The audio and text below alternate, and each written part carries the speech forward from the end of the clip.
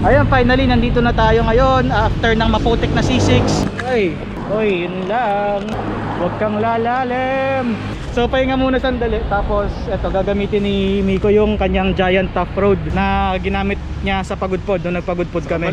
Sa Kabaler. Medyo kinabahan ako sa ahon eh, kaya ito gagamitin ko. Kasi may 46 to eh. Ayos yan, ayos yan. Ito, good luck. Good luck na lang talaga sa ano ko, sa cassette ko. Parang nag-trail oh. Kulit. Eto na. Ay, lalim. So ngayon on the way tayo sa shotgun. Pinagdadasal natin na hindi bumuhos ng todo yung ulan. O kung yung ganito makulimlim, hindi tirik yung araw, maginhawa ang pagpadyak, matipid sa energy, hindi ka madedrain. On the way ako sa Cainta ngayon para kitain si Miko, tapos sabay na kami aahon. Ang ruta namin Marikina, so galing Masinag, tapos yun na, akit na kami ng shotgun. Okay, ito na, Masinag, Marikina, San Mateo, tapos ahon.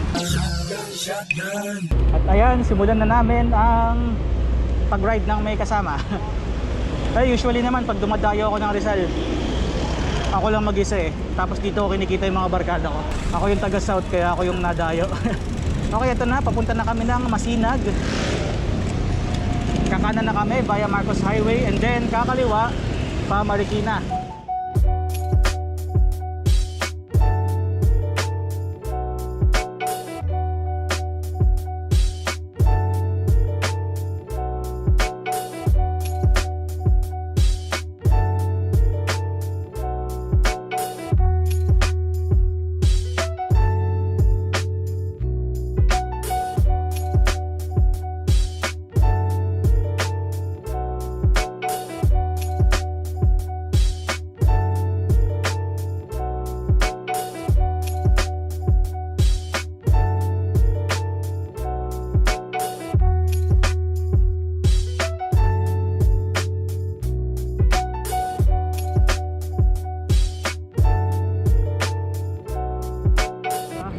Maraming mga masarap na kainan dito. Dito kami nagde-date ng girlfriend ko eh. Talaga? Marikina. Dumadayo pa kami dito para lang kumain. Finally, nandito na kami sa Marikina. Kailangan lang namin tupukin si JP Rizal para dumiretso sa Arco ng San Mateo. Taga dito lang si Ben Mac eh. Hindi ko alam kung saan eh. Pero hopefully one day maano ko siya. Madayo ko si Ben Mac. Ay, ano ba yan? Hindi kami makausad.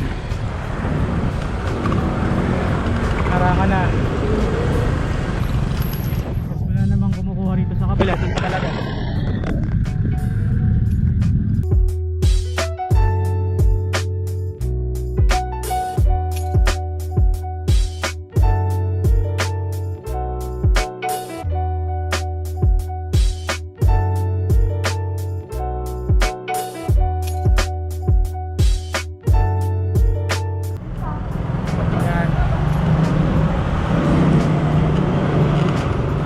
Ayos, dire-diretso na yan dito.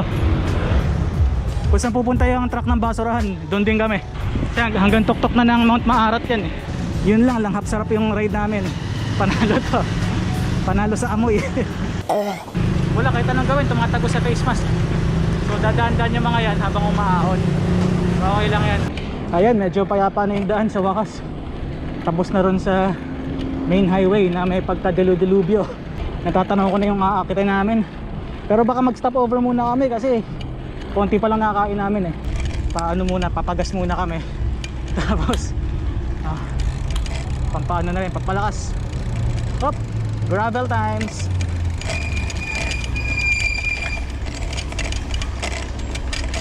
Ito challenge sa road bike eh, yung mga ganyan eh. Pero kaya naman, manageable. Slow down nga lang. Sige, bahala na. Idadaan ko na sa bako-bako to. Road bike sa trail. Thank you. At eto na. Ang pagpipilian, wall or shotgun. Punta yung Bikers Cafe. Sana lang hindi matao. Kasi kung matao, social distancing tayo niyan. May trail dyan, gusto mo subukan. Kung bukas man. Ito yung picture mo dati. Ba? From Laguna kami, Liwaliw. Laguna, Liwaliw. Na ano kayo ngayon? Saan kayo papunta ngayon? Sa Timberland na po. Akit na. Bali ang direct namin. Shotgun, Timberland, bukas, Marilaki. Sarap naman. Saan kayo uuwi niyan? Mulgede? Laguna. Ah, okay. Siya Quezon Brad. Sa Quezon. Ayos, ayos. Ay bro, Oh boss, okay naman. Uy, thank you. May benta rito si Brian, ha? Okay, yun tayo mga natin ha. Kalakal natin mga accessories. Ay, may aso. cafe dog. Naunahan tayo ng ano. Unli dog. Okay, so kasalukuyan nandito sa Bikers Cafe ulit. Finally nakabalik sa mga trip kong tambayan dito sa San Mateo. Siyempre, kasi mga siklista dito rin. Kaya lang hindi masyadong matao kasi tanghali na. So magla-lunch muna kami bago umakyat ng shotgun. Ayan. Pero hindi pa kami umorder. Nakapulan tayo. Anong hinihintay natin? Hintay tayo sa wala. Yung pala si Brian Pangan, meron siyang mga, siya yung may-ari ng Bikers Cafe, meron siyang mga kalakal dito. Kung kailangan nyo, punta lang kayo. Sisig, oh. Yun nga gusto ko. May ube pandesal, oh. Sarap nito. Kung mauuwi ko lang, oh. Sarap, nakakatambot. Lambot niyan, sarap niya painitin. Nakatatlo na kayo. Ah, pwedeng tingi. The party don't start till I log in. Ay, wala pa akong baril-baril. Ikaw muna, barilin kita. Paano ba to? Yan. Paano? 35 per 6, wala pa Magsama ka, set. malaki yan. Maraming ano, mataas, laki ng clearance. So, yun yung Bry Zone. Tapos dito man bago may mataas na jump na rito. Simula lang to sa kataas. Yun, abutan ko mga ganyan lang eh. Kasi ngayon tumaas na. So kung may POV ride, ito naman POV walk. Naka road bike ako, hindi ako makapag-trail. Ito, may konting rock garden pero sobrang ano lang, slight lang. Ito. Tapos ito, dadagdagan pa to sa kabila. Binubuhay namin yung Davis drop. So isipin nyo na lang nakabike ako. Dito liliko yan dito, di ba? Pang option. May jump. Ito yung jump. Timo, the jump ako, no? Oh, jump. Di ba? Tapos ahon dito, switchback ng konti. So ano lang kami ngayon, hiking. Nag-hiking kami ni Brian ngayon. Pinapakita na sa akin lugar ito. Talagang tight na turn. Maganda rito kahit GCQ bukas. Basta ano lang, hindi sila nagpapapasok ng sobrang dami. Oo, kasi mahirap na. Alam naman natin San Mateo, isa sa mga magaganda yung records eh. Yan, tapos nandito na tayo sa palabas ulit. Ahon tayo pabalik. Ito yung nakakatuwa, yung kala mo makakaraos ka na. Tapos may isa pa palang ikot na ganito. Bulagang ahon to, biglang ganyan. Bubuli, bayawak. Okay. Baka binahayan to ng mga, kaya yung mga biker nagugulat, may biglang tumatawid Oo, ng mga bubuli. Oo. Kaya Jurassic Trail. Oo, yun. Ito pa lang dapat nakaganyan kayo, nakapolma. Tapos pagdating mo dito, biglang kakainin mo yung pinaka-init. So mahirapan ka dito pag yung kagbo, yung gearing mo. Ito. Oh, nasa 8 speed ka, hindi kaya dito. Kailangan 1 by, tapos naka 11 speed ka, 10 speed. Yan, pag-akit pa lang ni Brian, ang tarik na eh. Paano pa kaya kung bike? Ito na, pang bawi. Sige. Thank you Brian, thank you sa pag-tour. Ayan, so tinur tayo ni Brian Pangan, yung may-ari ng Bikers Cafe sa Bry Zone or sa Bikers Cafe Trail. Nandito na yung sisig, yung sarap. Wow. Tingnan niyo naman. Tapos mango shake. So yung trail dito, walang entrance fee, ano lang yan. Donation lang kung sakaling meron. Hindi ganong kumpulan, so limited yung mga pwedeng pumunta. Pero pwede naman, open naman sila. So kung gusto niyo ng reference sa trail na to, lilink ko na lang sa description yung ni-ride ko to. Sa ngayon sayang hindi kasi naka road bike. Saka ang sarap ng sisig eh. Mas natuwa ako sa sisig. Tapos ito naman yung kakainin namin ngayon, sisig. Tapos talaga nang gugumigil sa balat, kaya panalo. Sunog to sa shotgun mamaya.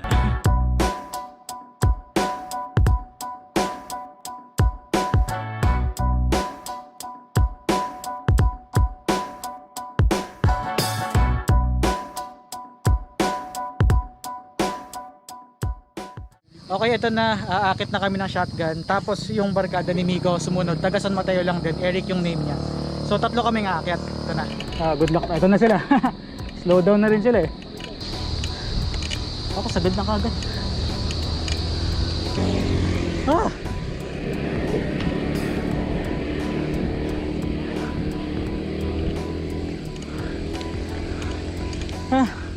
Hirap na naka face mask. Ay Diyos ko. Wala na, sagad na ako.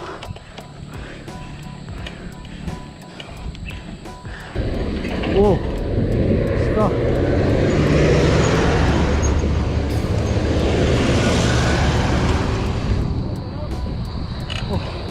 Langhap, sarap.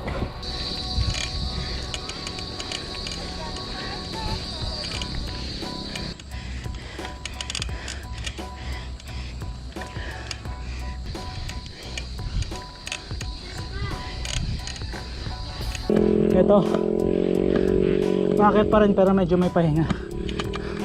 Kaya lang, pag nakikita ko yung dulo, parang heaven eh. Whew. Alright. Shotgun, shotgun.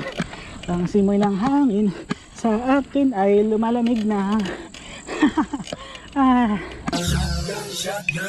Ay, dulo. Subukan ko hanggang doon sa dulo, hanggang sa mga magjowa. Kahit dito lang sa dulo, bago lumiko. Ay, ubos na ako. Ay, Diyos ko.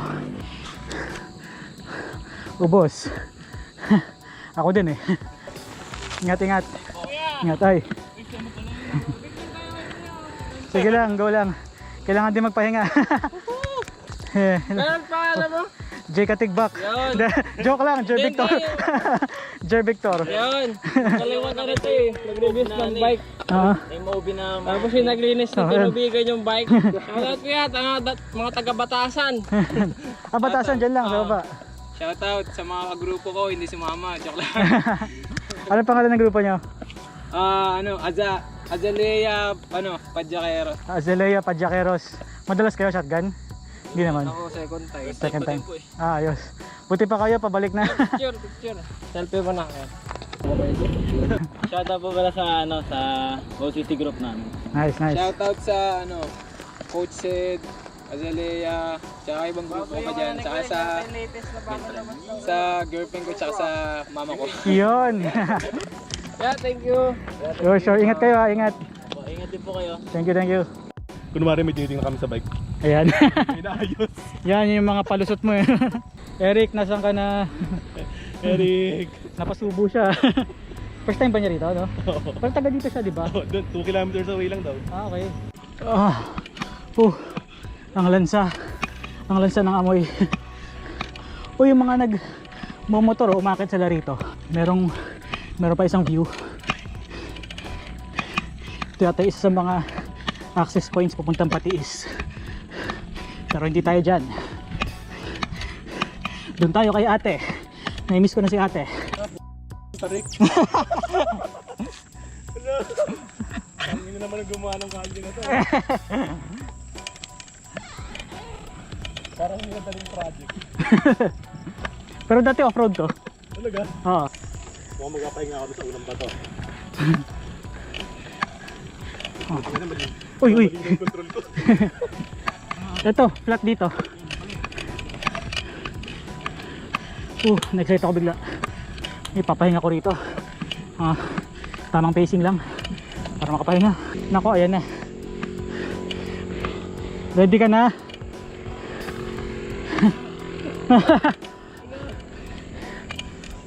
Ay. Papatag yan. Sa paningin lang yan. Habang dinadaanan yan, unti-unting magiging swabe yung tarik. Konti na lang, tutumba na ako. Ay, kanina pa ako sagad. Simula pa lang ng shotgun, sagad na yung gear ko. Binabalandra mo na lang. Yan, pahinga ulit. Tsaka umaambon na, okay din to para mas lumamig. Pero konti na lang, ilang liko na, nandun na kami kay ate. Ate girl, saan mo may hambing tong shotgun? Pagkatapos ng Lion's Head sa Canon. Ganon. Cannot be. Revpal mas okay pa eh. Dito talaga sa shotgun hindi ko kayang tapusin ng walang baba. Talagang bababa. Grabe kasi ubusin ka ng tarik eh. So ngayon, so far nakaka 305 meters above sea level kami.